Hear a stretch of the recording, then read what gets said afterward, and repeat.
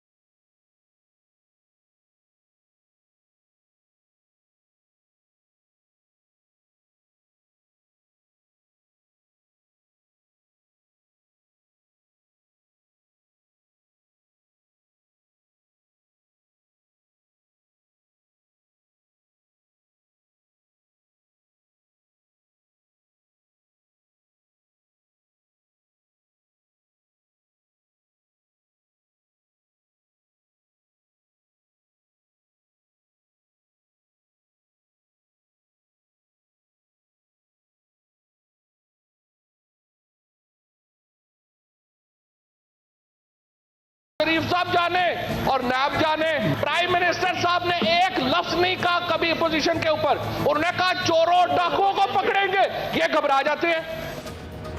अस्सलाम वालेकुम नाज़रीन, आप देख रहे हैं प्रोग्राम एक्सपर्ट्स और मैं हूं दुआ कंवल। आज के पैनल में शामिल हैं फ़ाहद हुसैन साहब, बैरिस्टर शहजाद इलाही साहब, ब्रिगेडियर रिटायर्ड साद मोहम्मद साहब, आमिर इलियास राना साहब और मोहम्मद इलियास साहब। बढ़ते हैं आज के पहले बड़े सवाल की तरफ। मुल्क की अहम सियासी पार्टी के सरबराह शहबाज शरीफ की गिरफ्तारी ने सियासी हलकों में हलचल पैदा कर दी। कौमी असम्बली में कायदे हिज़्ब खिलाफ शहबाज शरीफ की गिरफ्तारी पर एक बार फिर हुकूमत और अपोजिशन आमने सामने आ गई हैं। एक दूसरे पर इल्ज़ामात की बौछार और शदीद तनकीद का सिलसिला जारी है।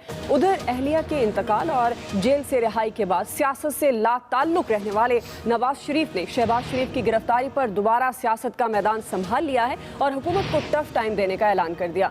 सरबराह की गिरफ्तारी से परेशान मुस्लिम लीग नून की आला क़यादत आज लाहौर में पार्टी कायद नवाज शरीफ की सदारत में सर जोड़कर बैठी। मजलिस आमला के इजलास के बाद लीगी रहनुमाओं ने मीडिया का महाज संभाला और तब्दीली सरकार पर खूब लफ्जी बमबारी की। हुकूमत और नैब पर गठजोड़ का इल्जाम लगाया। शहबाज शरीफ की गिरफ्तारी को इंतकामी कार्रवाई और जमहूरियत पर हमला करार दिया और कल तक कौमी और पंजाब असम्बलियों के इजलास ना बुलाने की सूरत में मुल्क गिर एहतजाज की उन्होंने धमकी भी दी। अपोजिशन के इल्जामात और धमकियों पर हुकूमत ने भरपूर जवाब दिया है और तमाम इल्जामात को उन्होंने मुस्तरद किया। सारी सूरत हाल की जिम्मेदार नून लीग है। ये हुकूमती मौक़िफ़ हमारे सामने है। हम सवाल रखेंगे एक्सपर्ट्स के सामने, शहबाज शरीफ की रिहाई के लिए नून लीग के पास ऑप्शंस क्या क्या हैं। बैरिस्टर शहजाद इलाही साहब, मैं आपसे आगाज़ करूंगी। मैं ये चाहूँगी कि जब हम ऑप्शंस की बात करें, जाहिर है हम पॉलिटिकल ऑप्शंस की भी बात करेंगे, लेकिन कानूनी तौर पर क्या ऑप्शंस हैं। और एक ये बहुत, जब उनकी गिरफ्तारी हुई और रिमांड के बाद एक सवाल बहुत ज़्यादा सोशल मीडिया पर और बहुत से टॉक शोज़ में भी गर्दिश करता रहा। मैं चाहूँगी उस पर भी आप रोशनी डालें। ये कहा जाता रहा नून लीग की तरफ से कि केस कमज़ोर है और अरेस्ट बनता नहीं। अगर उन्होंने अपने इख्तियारात से तजावुज़ किया, इस बुनियाद पर वो नैब में पेश होते रहे हैं और वो नैब में ही गए थे उनके बुलाने पर और वहां उनको अरेस्ट कर लिया गया। ये भी बताइएगा कानूनी तौर पर क्या उनका अरेस्ट गलत तरीके से किया गया है, जो लॉ कहता है उसके अकॉर्डिंग नहीं किया गया, और क्या क्या ऑप्शंस हैं जो इस वक्त नून लीग इस्तेमाल कर सकती है? देखिए, पहला जो आपने पूछा कि अरेस्ट लॉफुल है या नहीं, जो कानून की रिक्वायरमेंट है वो तो यही है कि chairman NAB has to authorise the arrest and he is one of the accused. So I don't think इसमें कुछ कहा जा सकता है कि अनलॉफुल अरेस्ट के अंदर। अब ये इसमें एक बेसिक जो है ना प्रॉब्लम, वो एक सिस्टमिक प्रॉब्लम है कि हमारे जो कवानीन हैं उसमें अरेस्ट शायद बहुत ज़्यादा आसानी से कर सकती हैं आपकी इन्वेस्टिगेटिंग एजेंसीज, और ये चीज़ें रिफॉर्म करने की बिल्कुल ज़रूरत है। नैब का कानून तो बल्कि आप नॉर्मल जो फौजदारी का कानून है उससे फिर भी कोई सेफ गार्ड है, क्योंकि आज आप पर FIR अगर काटी जाए तो SHO के पास इख्तियार है वो आपको अरेस्ट कर ले, क्योंकि FIR दर्ज होने का मतलब भी ये it's a cognizable offence. Police can arrest without a warrant. NAB के कानून में फिर भी सो कॉल्ड उन्होंने एक सेफगार्ड ये डाला हुआ है कि जो इन्वेस्टिगेटिंग ऑफिसर है जिनसे ये मिलने गए थे उसको कोई इख्तियार नहीं इनको अरेस्ट करने का। He had to seek permission from the chairman NAB, और चेयरमैन नैब ने जब परमिशन दी तो ये अरेस्ट हो सका। अब मैं आपको ये बताता चलूँ कि ये काफ़ी ज़्यादा एफर्ट्स किए गए एट डिफरेंट स्टेजेस एंड कवानीन में तब्दीली लाने की प्रपोजल्स भी आए PMLN की गवर्नमेंट के दौरान ही, जिसमें ये अरेस्ट की पावर चेयरमैन से लेकर एक sort of impartial commission headed by a retired judge of the Supreme Court and 4-5 people from technocrats and bureaucrats की proposal आई थी, इन्होंने उसको नहीं implement किया। ये कर देते तो शायद आज सिर्फ चेयरमैन नैब के कहने से अरेस्ट ना होते। But that's a larger question. I don't think इस तरह कहना ये इसी केस में जो अक्यूज्ड हैं और वो भी इसी तरह सो कॉल्ड सारे के सारे नैब से कोऑपरेट कर रहे थे, दे वर ऑल अरेस्टेड। उनके लिए क्यों नहीं PMLN ने एहतजाज किया? क्योंकि वो PMLN के लीडर नहीं, इसलिए उनका अरेस्ट जायज़ है। क्या वो भी नैब के हेडक्वार्टर से अरेस्ट नहीं हुए? क्या वो भी नहीं कहते? उनके आप जो हैं फैमिली मेम्बर्स से जाकर पूछ लें, वो भी कह देंगे जी ये कोऑपरेट कर रहे थे। तो ये बातें, अब ये अरेस्ट है सही है या गलत है, ये तो आई थिंक डिबेट नहीं होनी चाहिए। आगे सर्टनली जो आपका दूसरा सवाल इसी से निकल रहा है कि ऑप्शंस क्या उनके पास रहेगी। देखिए ऑप्शन उनके पास वही हैं, अनफॉर्चुनेटली या फॉर्चुनेटली, आप लीडर ऑफ अपोजिशन हो या आम शहरी हो, कानून तो दोनों के लिए एक ही है। सो ऑप्शन उनके पास भी वही हैं और वो लिमिटेड हैं। ठीक, एक तो ये जो नैब का कानून है इसमें बेल की तो गुंजाइश ही नहीं है। बड़ी इंटरेस्टिंगली ये मुशर्रफ साहब ने कानून बनाया, इसमें ना प्री अरेस्ट बेल का कॉन्सेप्ट है ना पोस्ट अरेस्ट बेल का कॉन्सेप्ट है। तो अकाउंटेबिलिटी कोर्ट के पास तो इख्तियार ही नहीं बेल देने का। आप कोई शिक्की नहीं, कोई दफ़ाई नहीं जिसके आप जाकर तहत बेल मांगे। आप बेल लेते हैं आप हाई कोर्ट से इन दी कॉन्स्टिट्यूशनल जुरिस्डिक्शन, क्योंकि वो ऐसी जुरिस्डिक्शन है जिसको आम कानून से आप लिमिट नहीं कर सकते। और ड्यूरिंग फिजिकल रिमांड, जो इस वक्त आई थिंक इनका 10 दिन का फिजिकल रिमांड है, तो वो तो तफ्तीश में शरीक हैं। कोर्ट ने वेरी अनलाइकली कि ये मूव करें, अगर मूव भी करें तो इक्वली अनलाइकली कि कोर्ट इनको बेल दे जब तक इनका फिजिकल रिमांड नहीं ख़त्म होएगा और ये जुडिशल लॉकअप में नहीं जाएंगे। अब वो नैब का कानून अगेन 90 डेज़ का इख्तियार देता है नैब को कि वो अकाउंटेबिलिटी कोर्ट से रिमांड अप टू 90 डेज़ ले लें, लेकिन at no point in time 15 दिन से ज़्यादा फिजिकल रिमांड अकाउंटेबिलिटी कोर्ट इनको ग्रांट कर सकती है। और हर बारी जब वो रिन्यू करेगी तो उनको वजूहात देनी पड़ेंगी। जब ये जुडिशल में जाएंगे they can apply for bail and bail merits of the case will matter. और जो सारी जो कमज़ोर है केस या स्ट्रॉन्ग है केस, वो उस बेल की दरख्वास्त के दौरान हाई कोर्ट उसका जायज़ा लेगा और ग्राउंड्स पे बनती है बेल। लेकिन बेल ये मैं आपको बता दूं कि राइट किसी का नहीं है, बेल डिस्क्रेशन है। और 2-3 मिसालें मैं आपके सामने रख देता हूँ। आसिफ अली जरदारी साहब अक्टूबर 1990 में अरेस्ट हुए और फरवरी 93 में जाकर निकले। PMLN की गवर्नमेंट थी।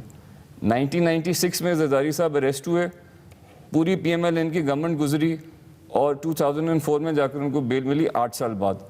तो वो भी आपको बताएंगे कि बेल आपका राइट्स नहीं है। BOP के सदर अरेस्ट हुए, PMLN की सूबे में हुकूमत थी, उनको 5.5 साल बाद बेल मिली।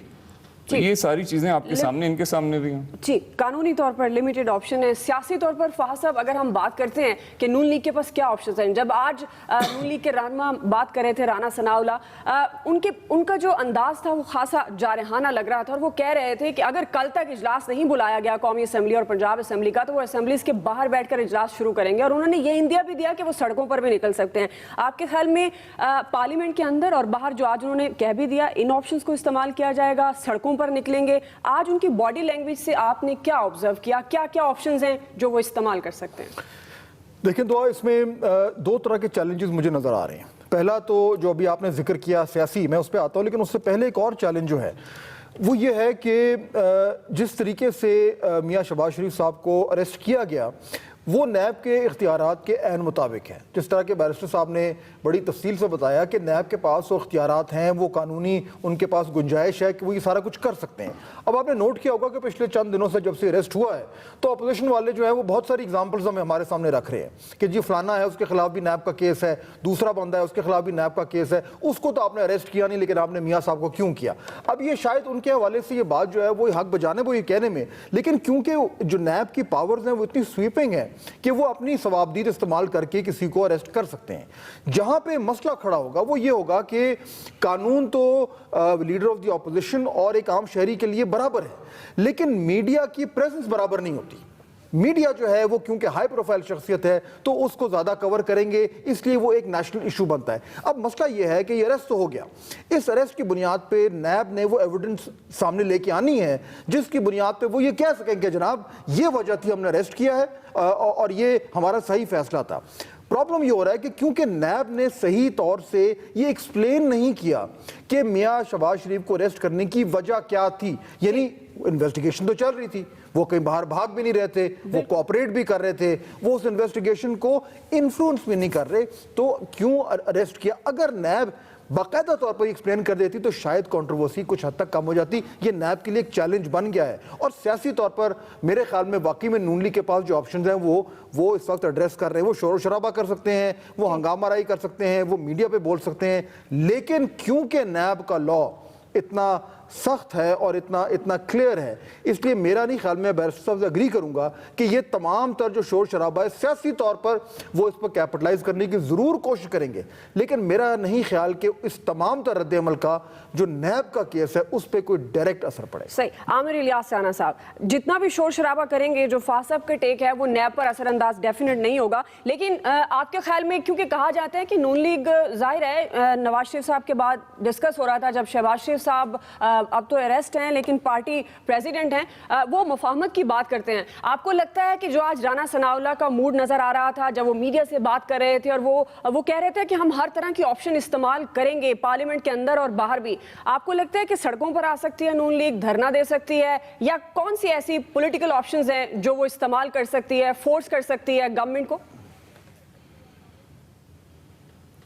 देखें, जो सियासी जमात है और उसका सरबराह हो, लीडर ऑफ दी अपोजिशन हो, उस पर उसकी पार्टी का बोलना तो बनता है और वो बोल रही है। और तमाम ऑप्शंस उन्होंने जो कहे राना सनाउल्लाह ने तो वो यही हैं कि आज सेनेट में भी बात हुई, असम्बली का सेशन उन्होंने कौमी असम्बली का और सूबाई असम्बली का रिक्वेजिशन किया हुआ है और गवर्नमेंट को ये भी थ्रेट किया गया अगर आप कल तक नहीं बुलाएंगे तो फिर हम बाहर असम्बली के इजलास बुला लेंगे। ज़ाहिर है वो मीडिया हाइप क्रिएट होगी और पॉलिटिकल जमात ने यही कुछ करना है ना, उन्होंने कुछ और तो नहीं करना।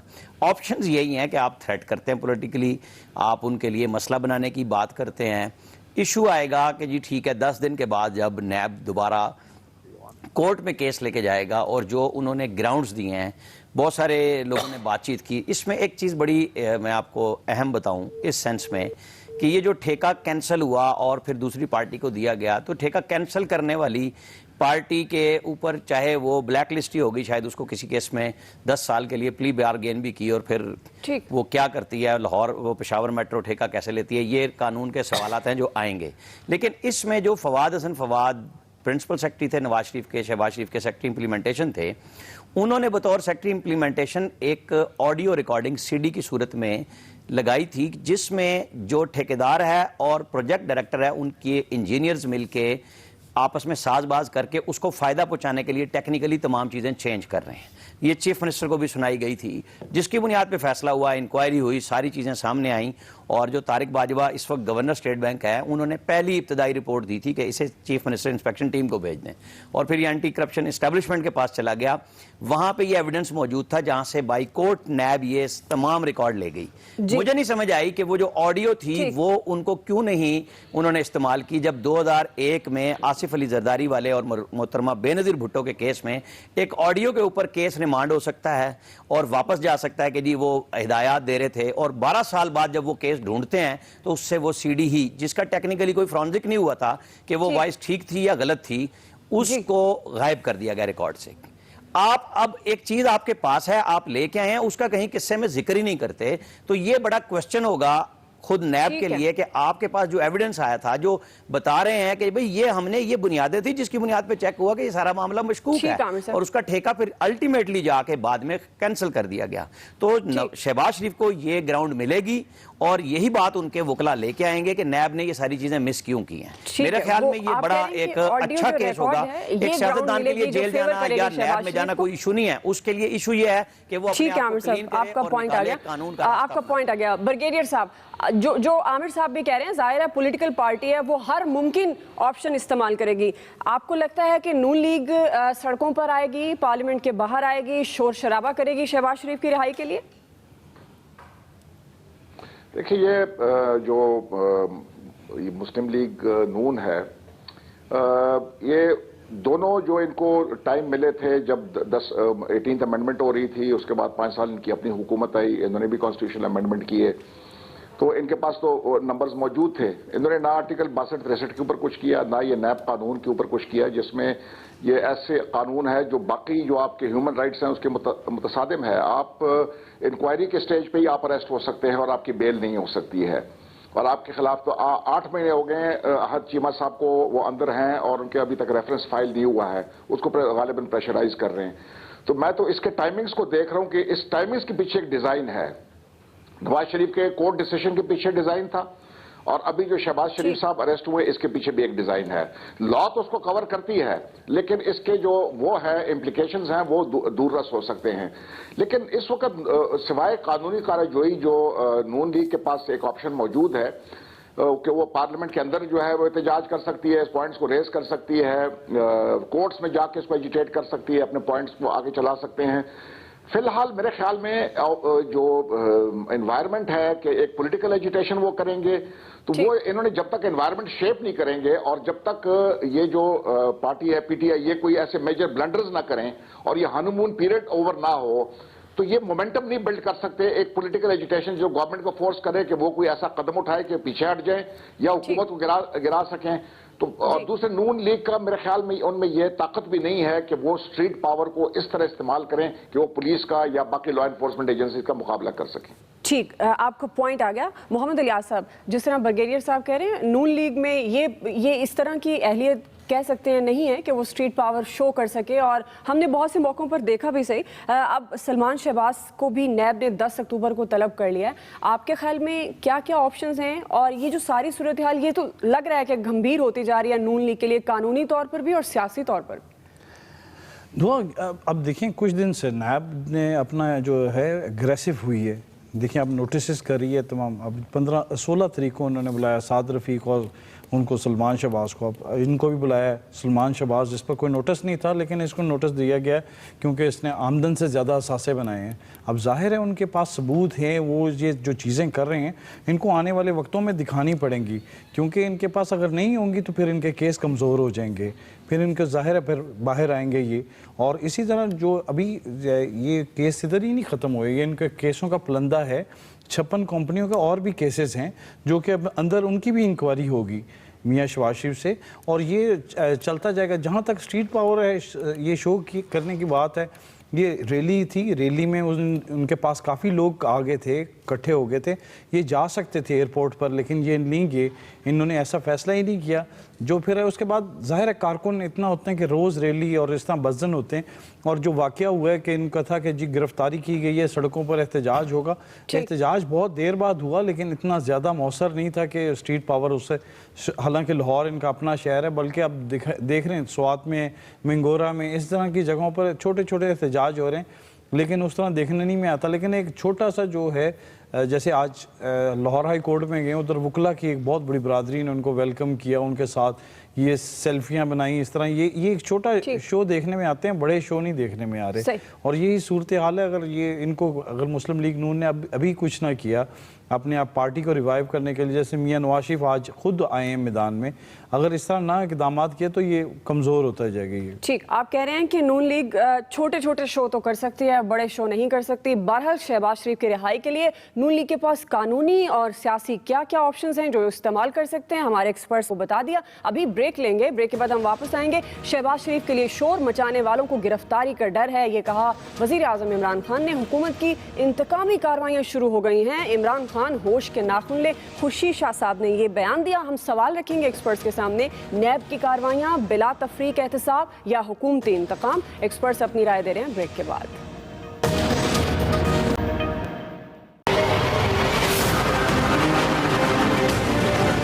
कोई एनआरओ नहीं होगा, जितना मर्जी शोर मचाना मचाओ। कौम को कह रहा हूं बेफिक्र हो जाओ, हमने किसी को नहीं छोड़ना। ये मुल्क, अगर इस मुल्क को हमने निकालना है इस दलदल से, तो जब तक हम करप्शन के ऊपर काबू नहीं पाएंगे ये मुल्क नहीं निकलता।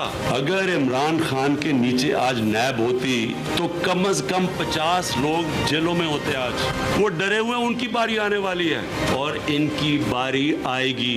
हम कर्जा वापस भी करें और महंगाई ना करें, सिर्फ एक तरीका है। इनका चोरी किया हुआ लूटा हुआ पैसा पाकिस्तान में वापस लेके आए। इमरान नियाज़ी साहब को ये कहना चाहता हूँ कि अब लोग आपके अंदर का बोझ जान चुके हैं और जिस तरह आपने ऑपोजिशन लीडर को और इस सूबे के जिसने खिदमत की है, पैसे बचाए हैं, ईमानदार आदमी को गिरफ्तार किया है, इज़्ज़त अल्लाह देने वाला है। बट नियाज़ी साहब, हम अब आपकी जान नहीं छोड़ेंगे जब तक दूध का दूध पानी का पानी नहीं होगा। मुल्क का एहसाब ऐसा हो तो नजर आए, एहसाब इंतकाम में नजर ना आए।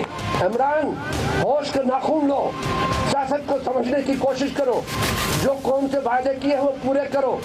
लड़ाई में उलझ जाओगे, फंस जाओगे, हमेशा के लिए सियासत से मिट जाओगे। लोग भूल जाएंगे कोई इमरान खान आया भी था। शहबाज शरीफ की गिरफ्तारी पर जहां ऑपोजिशन हुकूमत पर तनकीद कर रही है, वहीं वज़ीर आज़म इमरान खान का लबो लहजा भी इंतहाई जारहाना दिखाई दिया। गुज़श्ता रोज़ लाहौर में उन्होंने प्रेस कॉन्फ्रेंस की, ऑपोजिशन को उन्होंने आड़ो हाथे लिया और शहबाज शरीफ की गिरफ्तारी पर एहतजाज करने वालों को करप्ट करार दिया। तमाम करप्ट अनासिर को सजा दिलाने का आज़म दोहराया। नैब को हर किस्म की मदद फराहम करने की उन्होंने यकीन दहानी भी कराई। एहतसाब के हवाले से कौम को मजीद खुशखबरियाँ देने की उन्होंने नवीद सुनाई और एक बार फिर कड़े एहतसाब का नारा लगा दिया। दूसरी जानिब ऑपोजिशन के सीनियर रहनुमा खुर्शीद शाह ने वज़ीर आज़म को सख्त तनकीद का निशाना बनाया, इंतकामी एहसाब से खबरदार किया और बताया कि एहतसाब इंतकाम नहीं होता। खान साहब, होश के नाखून लें और सियासत को समझने की कोशिश करें। हमारा सवाल है, नैब की कार्रवाइयाँ बिला तफरीक एहतसाब या हुकूमती इंतकाम? आमिर इलियास राना साहब, मैं आपसे आगाज़ करूँगी। आपके ख्याल में नैब की जो कार्रवाइयाँ, और पहले सेगमेंट में ब्रिगेडियर साहब ने एक पॉइंट भी दिया कि टाइमिंग्स बड़ी इंपॉर्टेंट हैं। पहले इलेक्शन थे तो नवाज शरीफ और मरियम नवाज अरेस्ट हुए, अब ज़िमनी इंतखाबात होने जा रहे हैं तो शहबाज शरीफ अरेस्ट हुए हैं। आपके ख्याल में जो इस वक्त ऑपोजिशन का नुक्ता है और ख़ास तौर पर नून लीग का नुक्ता है कि नैब हुकूमत के अंडर काम कर रही है और सियासी इंतकाम का निशाना बनाया जा रहा है नून लीग को, आप इस बात से इत्तफाक करेंगे कि नैब की कार्रवाइयाँ सियासी इंतकाम है या फिर इसे ही कहते हैं कि ये बिला तफरीक एहतसाब हो रहा है? पहला हिस्सा इमरान खान साहब की आपने वॉइस सुनाई, तो इमरान खान ने कौम से पहले खिताब में कहा था कि मैंने FIA अपने नीचे इसलिए रखी है कि मैं बराह रास्त चेक करूंगा। तो भाई, आपको 50 नहीं 100 बंदे भी पकड़ लेने चाहिए, आपको रुकना नहीं चाहिए। आपकी FIA के पास एविडेंस हो, आप पकड़ें, अरेस्ट करें जिन्होंने इस मुल्क का ख़जाना लूटा है। इस शॉर्ट में जो आपने सुनवाया वो कह रहे हैं कि जिन्हें पकड़े जाने का है, इसलिए मैं उससे मुंसलिक करूंगा। वहाँ से वली जरदारी, ओमनी ग्रुप, ये सारे केस चल रहे हैं। आपको किसने रोका है कि आप एक्शन न लें? लेकिन जब वो बात करते हैं, खुर्शीद शाह ने बात की है या उनकी हमदर्दी के लिए पार्लियामेंट के हवाले से बिलावल बोले हैं, तो आपको ये लबो लहजा बतौर वज़ीर आज़म अच्छा नहीं लगता कि आप इस तरीके से थ्रेट कॉल कर दें। आपने जिन इदारों को अपने नीचे रखा है या वो हुकूमत पाकिस्तान के अंडर हैं, उन सब को कानून के मुताबिक काम करना चाहिए। बिला तफरीक की बात, छोटी सी मिसाल है कि राजा परवेज़ अशरफ व साबिक वज़ीर आज़म और मुशीर जो पार्लिमानी उमूर थे बाबर अमान 2 घंटे इन्वेस्टिगेशन में पहुंचते हैं और वहाँ से निकलते हैं और उनके खिलाफ रेफरेंस हो जाता है, उन्हें कोई नहीं पकड़ता। यहाँ पे बाकी सारे लोग पेश हो रहे हैं, लिहाजा बिला तफरीक तो नज़र नहीं आ रहा। इसके अंदर कहीं ना कहीं सिलेक्टिवनेस नज़र आ रही है। इसको चेयरमैन नैब को खुद देखना होगा कि ये वो कैसे दावा करते हैं रोज़ाना की बुनियाद पे कि जी हम बिला तफरीक करेंगे और सबको पकड़ेंगे, तो यहाँ ऐसा नहीं हो रहा। इस तासुर को ख़त्म कर लें, सारी चीज़ें ठीक हो जाएंगी। आप जिसको जिस मुकदमे में बुलाते हैं फिर उसी केस में तहकीक भी करें। आपको किसी ने रोका तो नहीं था शहबाज शरीफ को घर से उठा लें, पकड़ लें। आपने आज चीमा को उसके दफ्तर से ही उठाया था ना, वो भागा तो नहीं था। फवाद आपके पास आए थे, आपने वहीं पे बिठा लिया, ठीक है, लेकिन इसमें चेंजेस ना करें। ठीक है, आप कह रहे हैं बिला तफरीक एहतसाब नहीं। ब्रिगेडियर साहब, आप इस बात से एग्री करेंगे, जो नून लीग का इस वक्त स्टांस है वो ये कहती है कि इस वक्त हुकूमती इंतकाम है, नैब गवर्नमेंट के अंडर काम कर रही है और सियासी इंतकाम का निशाना बनाया जा रहा है सिर्फ नून लीग को, या आप समझते हैं कि ये कार्रवाइयाँ बिला तफरीक एहतसाब हो रहा है, नैब की जानिब से जो जो इकदाम किए जा रहे हैं वो दुरुस्त हैं? मैं तो आपको पहले उसमें भी सेगमेंट बताया था कि एक डिज़ाइन लगता है, अभी वो किसका डिज़ाइन है ये तो मेरे पास उसकी वो नहीं है, प्रूफ नहीं है, लेकिन एट फेस वैल्यू मुझे एक डिज़ाइन नज़र आता है कि सिर्फ चंद लोगों को जो है वो टारगेट किया जा रहा है और बाकी उसी तरह के जो केसेस हैं बाकियों के लिए वहाँ पर नरमी बरती जा रही है। तो एक परसेप्शन है कि ये वन साइडेड है और ये बिला तफरीक नहीं है, अक्रॉस द बोर्ड नहीं है ये अकाउंटेबिलिटी। इनके बाकी जो पार्टी में यहाँ पर जो मौजूद हैं उनमें भी इसी ऑफेंस जो है ऑफेंसेस किए हुए हैं और उसी के तहत ये चार्ज हैं। मतलब है कि मुल्तान मेट्रो के ऊपर बातचीत होती है लेकिन पेशावर मेट्रो के ऊपर कोई बातचीत नहीं होती है। उस वक्त मैं आपको चशमदीद गवाह के तौर पे कहता हूं कि उसके ऊपर काम ठप है, इस वक्त बिल्कुल रुका हुआ है और 78 अरब रुपए तक उसका जो है कॉस्ट एस्केलेट कर जाती है, तो उसको तो कोई नहीं पकड़ता। तो ये जब तक हमारे पाकिस्तान में ये जो चल रहा है इस वक्त कि प्राइम मिनिस्टर ऑफ पाकिस्तान जो है वो धमकियां दे रहा है, प्राइम मिनिस्टर ऑफ पाकिस्तान को धमकी नहीं देनी चाहिए, उनको काम करना चाहिए, अपना जो कानून का काम है उसको करना चाहिए। लेकिन एक बात मैं इनको वो बताना चाहता हूं कि जुल्फिकार अली भुट्टो ने इस तरह के जारहाना जो है रवैया रखा हुआ था अपोजिशन के साथ, और 1977 में उस अपोजिशन ने मिलिट्री गवर्नमेंट को तरजीह दी और जुल्फिकार अली भुट्टो के साथ बातचीत करने के लिए तैयार नहीं थे। हमें इस हालत में नहीं पहुंचना चाहिए और ये पीटीआई की जिम्मेदारी है कि वो अपोजिशन को दीवार से न लगाए। ठीक, फाहद साहब, इमरान खान साहब बतौर वजीर आजम धमकी अमेज लहजा जो उनका रवैया था या जो बात कर रहे थे, यही स्टांस नून लीग का भी है जो ब्रिगेडियर साहब कह रहे हैं, वन साइडेड होता नजर आता है चंद लोगों पर। ख्वाजा साद रफीक ने ये कहा कि उनके पास चौधरी सरवर साहब भी मौजूद हैं जिनकी बाहर प्रॉपर्टी है, जुल्फी बुखारी का केस है, अलीम खान का केस है, जहांगीर तरीन साहब उनके साथ हैं। तो इस हद तक तो लगता है कि ये जो हम बात करते हैं बिला तफरीक एहतसाब वो नहीं हो रहा। देखिए, मैं अगर नैब को बेनिफिट ऑफ डाउट दूं तो मैं ये कहूँगा कि जो भी जहाँ भी उन्होंने हाथ डाला, अगर वो उसको इस आला तरीके से उस मामले को की तह तक पहुँचें और एविडेंस की और शवाहिद की बुनियाद पर इस तरह की प्रोसिक्यूशन करें कि जिसके ऊपर उन्होंने हाथ डाला है उसको अदालतें वाकई कन्विक्ट कर दें, तो फिर तो मेरा ख्याल है मैं ये कहने में हक बजाने दूंगा कि नैब ने अच्छा काम किया है और सेलेक्ट नहीं किया। मसला ये है कि इस वक्त नैब ने जो एक उनकी कारकर्दगी का जो एक सबूत हमारे सामने है वो मियां नवाज शरीफ का जो मामला चला था, उसमें जिस तरीके से उन्होंने प्रोसिक्यूशन की जिसकी बुनियाद पे नवाज शरीफ साहब को सजा हुई, वही एविडेंस और शवाहिद जब हाई कोर्ट के सामने पेश किए गए तो जजेस ने उसमें बहुत सारी कमजोरियां निकाली और बेल दे दी। यानी कि नैब की प्रोसिक्यूशन जिस एविडेंस पे बेस थी वो एविडेंस उतना ठोस नहीं था जितना होना चाहिए था। उसको सामने रखते हुए मैं ये कहूंगा कि अगर मियां शहबाज शरीफ के केस में भी ऐसे हुआ तो फिर उंगलियां उठेंगी कि आपने सियासी बुनियादों की वजह से ये गिरफ्तारियां की। सही, बैरिस्टर साहब देखिए, ये केसेस मैं बेनिफिट ऑफ डाउट थोड़ा सा गवर्नमेंट को भी दे दूंगा, बिकॉज ये केसेस जिस तरह वो कह रहे हैं उनको 40-45 दिन आए हुए हैं इनटू पावर, ये केसेस सारे उनके आने से पहले के हैं। सो ये नैब हैज़ बीन इन्वेस्टिगेटिंग अब डिसीजन टू अरेस्ट या नॉट अरेस्ट, जिससे हमने पहले जिक्र किया, वो चेयरमैन नैब का है।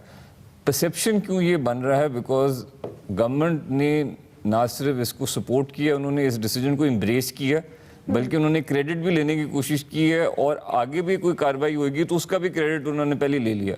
उसकी शायद वजह यह है कि गवर्नमेंट के मैनिफेस्टो में यकीनन ये करप्शन के केसेस को एक इंजाम तक पहुंचाने की एक उनका वादा ज़रूर था। वादे उन्होंने 10-12 और भी किए थे, अब उनको नज़र आ रहा है बाकी वादे तो पूरे होने नहीं रहे। ये वैसे हो रहा है तो they are getting on to that train as well. शायद इनका वाकई कोई रोल ना हो, वैसे ही they are just trying to take credit. आगे जाकर जैसे वक्त हमें बताएगा कि इनके दौर में नए केस बनेंगे। और दूसरी बात, जिसमें फाज साहब ने कहा, ना सिर्फ कन्विक्शन हो बल्कि रिकवरी भी हो, क्योंकि आज जो आपने क्लिप दिखाया वो तो आपका जो खसारा है वो इस रिकवरी से कम करने की कोशिश कर रहे हैं। बट एक चीज देखिए, मैं आपको बात बताऊं, हम आगे बात करते हैं कि वो उन्होंने ये भी कह दिया कि ये बड़ा लॉन्ग प्रोसेस। देखिए, हम मिसाल देते हैं, Mohamad Mahathir is a good example because your prime minister is inspired by him. At 92 years old he came to power, he stormed into power। आप देखें मलेशिया में क्या हुआ है। Najib Razak was arrested from the premises of their accountability agency last month, and this month his wife has been arrested from the same agency. They were also cooperating, but they were there and the agency decided to arrest them. तो arrest अगर वो सियासी इंतकाम नहीं है, और हम तो Malaysia और ये बाकी ममालिक को बहुत अच्छी मिसालें देकर अपने सामने रखते हैं कि वहाँ जी डेमोक्रेसी एंड मईशत हमसे बेहतर ही है, तो ये भी सियासी इंतकाम, तो शायद ये भी नहीं है। ठीक, इलियास साहब, बिला तफरीक एहतसाब या हुकूमती इंतकाम? जी, मुस्लिम लीग नून की जानिब से तो यही कहा जा रहा है कि हुकूमती इंतकाम, बल्कि अब तो मुस्लिम लीग नून ने कहा कि तमाम अपोजिशन वालों को भी साथ मिलेंगे और उन्होंने जो लाहेमल तय किया है, 2 टीमें बनाई हैं और जाके सबसे मिलेंगे और बताएंगे कि जी हुकूमत इंतकामी कार्रवाइयाँ कर रही हैं। और ये टाइमिंग एक ऐसी है कि गवर्नमेंट तो बाद में आई है, लेकिन ये केस इनकी गवर्नमेंट में बने हुए हैं। और ये देखें अब जो है कि अब गिरफ्तारियाँ हो रही हैं क्योंकि गवर्नमेंट इस वक्त फुल सपोर्ट कर रही है, तो जाहिर है ये इनके खाते में पड़ गए। अब गवर्नमेंट ने इन्होंने नारा भी लगाया था, अब देखें रिकवरियाँ कब करते हैं, अगर रिकवरियाँ नहीं कर सकेंगे, खाली नारे रहेंगे तो आवाम को बड़ी मायूसी होगी। यहाँ अभी सिर्फ नारे लग रहे हैं, अभी ऐसा कोई इकदाम नहीं किया कि रिकवरियाँ हों या कोई ऐसी बात हो।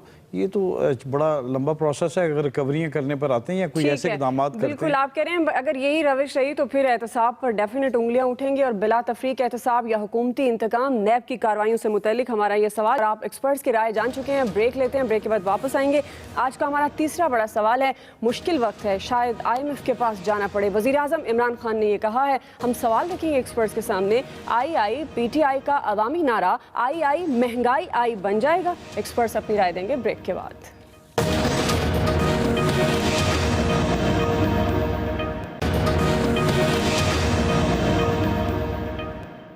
हमें IMF से कर्जे लेने पड़ते हैं। दो काम होते हैं उस कौम में, एक तो अपनी आजादी खो बैठती है, गुलाम बन जाती है, और दूसरा गरीब हो जाता है। और ये जो कर्जे ले लेके हम कोशिश करते हैं कि हम अपने ज़र मुबादला के ज़खायर जो है उनको ठीक रखें, ये खुदकुशी है और कुछ भी नहीं है।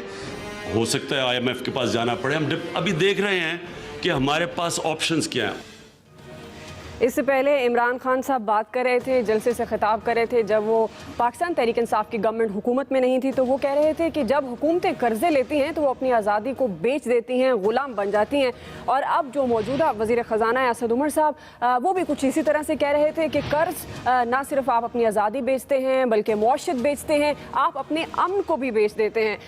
अब इमरान खान साहब ने एक ऐलान किया है जो कल प्रेस कॉन्फ्रेंस की, उन्होंने कहा कि एक वाहिद हल ये है महंगाई को ख़त्म करने का कि हम बाहर लूटी हुई रकम को वापस ले आएं। साथ में उन्होंने ये भी कह दिया कि ये काम करने के लिए हमें बहुत सा वक्त चाहिए, उस वक्त जो आवाम है उनको महंगाई बर्दाश्त करनी पड़ेगी, शायद IMF के पास जाना पड़े। ये इमरान खान साहब ने कहा अपनी प्रेस कॉन्फ्रेंस के दौरान। हम सवाल रख रहे हैं एक्सपर्ट्स के सामने, आई PTI का नारा तो हमने सुना था, अब जो अवामी नारा है जो हम देख रहे हैं वो आहिस्ता आहिस्ता ये बनता जा रहा है आई महंगाई आई।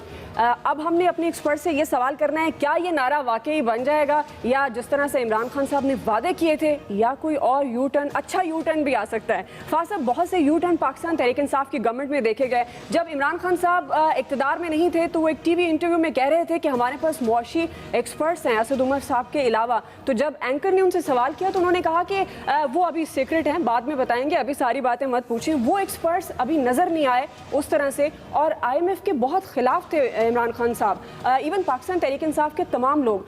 आपके ख्याल में अब ये सारा जो कुछ होने जा रहा है, ये एक महंगाई की तरफ हम बढ़ रहे हैं, अब इस सारी सूरत हाल से निकलने के लिए आपको लगता है कि गवर्नमेंट के पास कोई मौशी पॉलिसी है, कोई स्ट्रेटजी है जो इन चीज़ों से बाहर निकलेगी? लेकिन तो अगर गवर्नमेंट के पास कोई माशी पॉलिसी है तो उन्होंने बड़ी ही कामयाबी से उसको अपनी जेब में रखा हुआ है, हमारे सामने नहीं लाए। पिछले 5 हफ्ते से तो हम सुन रहे हैं कि जनाब हमारी जो सूरत हाल, इक़्तिसादी सूरत हाल बड़ी ख़राब है, तो हम क्योंकि पाकिस्तान तहरीक इंसाफ की हुकूमत की बड़ी क्रेडिबिलिटी है तो हम लूटा हुआ पैसा वापस लेके आएंगे, हमारे दोस्त हैं चाहे वो चीन हो, चाहे वो सऊदी अरेबिया हो, दीगर लोग हैं, वो हमें हेल्प करेंगे, और हमें हमारे पास कुछ इस तरह के ऑप्शंस हैं कि आखिरकार शायद हमें IMF के पास ना जाना पड़े। ये तमाम तर वजूहात की बिना पर पिछले 5-6 हफ्ते से तमाम जो पाकिस्तान है वो इस सस्पेंस में मुब्तला था कि पता नहीं क्या कोई एक इनकलाबी किस्म की कोई एक पॉलिसी है जो हमारे सामने आएगी। लेकिन आखिर में हुआ क्या? हुआ वही जो हर हुकूमत करती है, यानी कि अभी बाकायदा तौर पर ऐलान नहीं हुआ लेकिन बज़ाहिर ही लग रहा है कि हुकूमत IMF के पास जा रही है। IMF के पास अगर ये जाते हैं तो उसमें कोई बुराई नहीं है, सारी हुकूमतें जाती हैं, लेकिन मसला ये है कि ये इस बात का एतराफ़ होगा कि जितने उन्होंने दावे किए थे कि हमारे पास को बहुत ही एक जादू की छड़ी है, हमारे पास माहिरीन है, हमारे पास एक्सपर्ट्स हैं, वो पता नहीं क्या कर देंगे, वो सब कुछ नहीं होगा। ये वही करने जा रहे हैं जो हर हुकूमत करेगी, और उसके नतीजे में वही होगा जो हर वक्त होता है जब आप IMF के पास जाते हैं, यानी कि होश रुबा महंगाई। ठीक, आमिर साहब ये वही करने जा रहे हैं जिसका भी बाकायदा ऐलान नहीं है हुआ, जो बाकी हुकूमतें करती आ रही हैं, और उसके नतीजे में महंगाई आएगी। बात हो रही थी एक्सपर्ट्स की, जो इमरान खान साहब ने भी कहा, मैं ये सोच रही थी सारे एक्सपर्ट्स अब मेरे शो में बैठे हैं तो यकीनन गवर्नमेंट के पास तो कुछ होगा नहीं। आमिर साहब अच्छे मशवरे दे दें, और वो जो टीम असद उमर साहब कहते थे 3 महीने पहले कि उनके पास बहुत अच्छी टीम है, इमरान खान साहब भी कहते थे, अब वो टीम उस तरह से नजर नहीं आई जब हम इक्तिसादी पॉलिसी की बात करते हैं। वो ना उन्होंने बॉर्डर के पार रखी हुई है थोड़ी सी ना, कि थोड़ी सी आवाम की ठुकाई हो जाए कि नया पाकिस्तान बन जाए, फिर लाएंगे माशी माहिरीन, कोई मंसूबा बनेगा। देखिए ना, ये कहते थे हम टैक्स चोरों से टैक्स लेंगे, तो वो डाला आप पे और मुझ पे। तनख्वाहदार तबके पे, आम आदमी पे डायरेक्ट टैक्स किसी पे नहीं आया। ये कहते थे कि हम IMF के पास नहीं जाएंगे। वो पिछलों ने कर्जे लिए, सागडार और नवाज शरीफ कहते रहे कि पीपल्स पार्टी ने इतने कर्जे लिए थे कि उनको वापस करने के लिए IMF के पास जाना पड़ा और उन्होंने अपने दौर में उसे निपटा भी दिया था। ये फिर जा रहे हैं वही के कर्जे देने हैं। पहली बिल्कुल ठीक बात है कि ये आप हकीकत को मानते जो नहीं थे, तो आप हकीकत माने कि जब आपने गदागरी करनी है, देखे ना वो हमारे यहाँ स्टोरी भी आ चुकी कि मुशीर तिजारत किस बोझल दिल से सऊदी अरब में गए थे कि मैं किस तरह गया और वहां से जवाब में कुछ नहीं मिला। इन्हें ऑयल रिफाइनरी की जो कहानी है वो मैं और आप देखेंगे कब वो कंप्लीट होगी, चीनी सरकारी कंपनी कब इनके साथ मिलेगी, वो अरबों डॉलर कितने सालों में तकसीम होके आएंगे। ये आपको और हमारा अभी बहुत बड़ा सवाल है कि आज़ादी हमने दी, गैस के बिल इन्होंने बढ़ा दिए, बिजली के बिल ये अभी अगली ECC में बढ़ाएंगे जैसे ही 14 अक्टूबर के ज़िमनी इलेक्शन हो जाएंगे। तो आप किसको धोखा दे रहे हैं? हम बार बार यही बात कहते हैं, बुरी भी लगती है, लेकिन हम कहते हैं आप लोगों को एतमाद में लें, लोगों को बताएं कि जब आप इंपोर्टेड IMF में जाने का इंदिया दिया गया है, जब जाएंगे बाकायदा तौर पर। आपके ख्याल में जो सऊदिया से एक डील होने जा रही थी वो उस तरह से नहीं हो पाई, या फिर कहाँ गैप है जो अब जरूरत आ गई? क्योंकि इमरान खान साहब तो चाहते थे कि वो IMF के पास ना जाएं, अब यकीनन कोई बड़ी मजबूरी हो सकती है। देखिए, इन्होंने लोगों की तवक्कुआत जो है वो इतनी बढ़ा दी और कोई होमवर्क नहीं किया हुआ था, इनको कुछ पता ही नहीं था। ये अभी टास्क फोर्स बना रहे हैं, ये पता नहीं पिछले 5 साल ये करते क्या रहे हैं या 10 साल क्या करते रहे। तो इनके पास ना कोई प्लान है ना कोई इनके पास प्रोग्राम है। ये अभी जो है ये इन्होंने they are groping in the dark कि हम क्या करें क्या नहीं करें। मैं आसान सी बात करता हूं, जब आपकी इनकम 100 रुपया होगी और खर्च आप 200 रुपया करेंगे, आप कर्जे मांगेंगे, और कर्जे जो इतने हैवी किस्म के कर्जे होते हैं, अगर आप अपनी निजी जिंदगी में बातचीत करें तो अगर आपने कोई गाड़ी खरीदनी है या कोई फैक्ट्री लगानी है तो आपको कोई दोस्त आपको पैसे नहीं देता है, वो आपको बैंक के पास जाना पड़ता है, तो इसको IMF के पास जाना पड़ेगा। जी ठीक है, IMF के पास जाना पड़ेगा। स्टेट ऑफ इकोनॉमी और इन्फ्लेशन यानी महंगाई को अब मिक्सअप ना करें। महंगाई की 2-3 वजूहत हैं, rising oil prices, strong US dollar, rising interest rates. कोई भी आप दुनिया के यहाँ इकोनॉमिस्ट लाकर बैठा दें, इन 3 चीज़ों को पाकिस्तान का कोई इख्तियार नहीं है। इनकी बदकिस्मती है, PMLN की खुशकिस्मती थी, एंड पीपल्स पार्टी की भी बदकिस्मती थी, क्योंकि जब वो आए तो कीमतें नीचे जा रही थी, PMLN ने वो देखा, इन्होंने देखा कीमतें ऊपर जा रही हैं। यही पीपल्स पार्टी के साथ हुआ था। किसी पाकिस्तान ये दुनिया के अंदर ये चाइना और इंडिया के पास नहीं इख्तियार इन चीज़ों पर। जी इलियास, इनके पास जो एक्सपर्ट्स हैं उन्होंने सारे मुशर्रफ दौर के लिए, लेकिन देखें अब इनको पूरा करने के लिए देखें टैक्सेस लगा रहे हैं वो ही आम रूटीन में, जैसे कि पहली गवर्नमेंट। ठीक है इलियास, मैं पॉइंट ऑफ व्यू कंप्लीट नहीं कर पाऊंगी, वक्त मेरे पास खत्म हो गया। आज के एक्सपर्ट से इतना ही, ख्याल रखिए।